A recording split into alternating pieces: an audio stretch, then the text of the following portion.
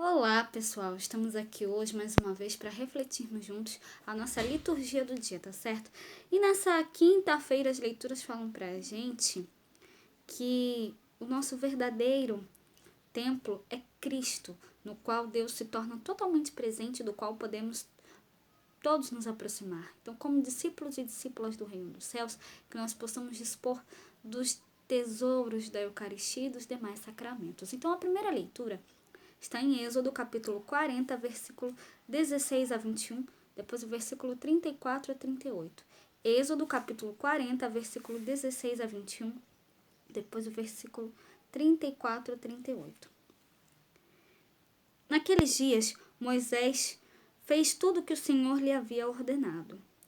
E aconteceu no mês primeiro, no ano segundo, ao primeiro do mês, que o tabernáculo foi levantado, porque Moisés levantou o tabernáculo e pôs as suas bases e armou as suas tábuas e meteu nele os seus varais e levantou as suas colunas.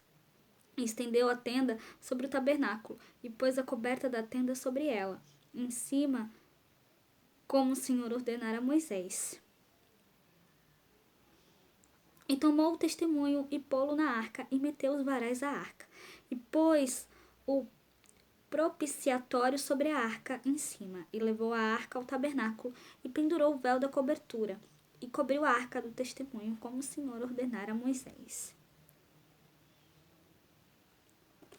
Então a nuvem cobriu a tenda da congregação, e a glória do Senhor encheu o tabernáculo, de maneira que Moisés não podia entrar na tenda da congregação, porquanto a nuvem ficava sobre ela, e a glória do Senhor enchia o tabernáculo. Quando, pois, a nuvem se levantava de sobre o tabernáculo, então os filhos de Israel caminhavam em todas as suas jornadas. Se a nuvem, porém, não se levantava, não caminhavam até o dia em que ela se levantava, porquanto a nuvem do Senhor estava de dia sobre o tabernáculo, e o fogo estava de noite sobre ele, perante os olhos de toda a casa de Israel, de todas as suas jornadas. Então, essa primeira leitura fala para a gente, sobre o levantamento do tabernáculo, e que Moisés fez tudo o que Deus ordenou. Então, que nós possamos também, a exemplo de Moisés, também fazer tudo o que Deus nos ordena, que nós realmente possamos fazer tudo que Ele nos pede, e que a gente sempre possa agradecer, a Deus pelas glórias que Ele sempre nos dá, que nós realmente possamos dar glórias a Deus por tudo que Ele nos dá. E agora, falando do Evangelho, hoje ele está em Mateus, capítulo 13, versículo 47 e 53. Mateus, capítulo 13, versículo 47 a 53. Naquele tempo, disse Jesus à multidão: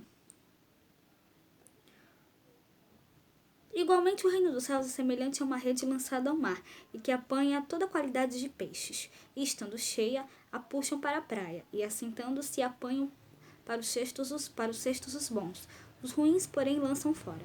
Assim será na consumação dos séculos. Virão os anjos e separarão os maus dentre os justos, e lançá-los-ão na fornalha de fogo. Ali haverá pranto e ranger de dentes.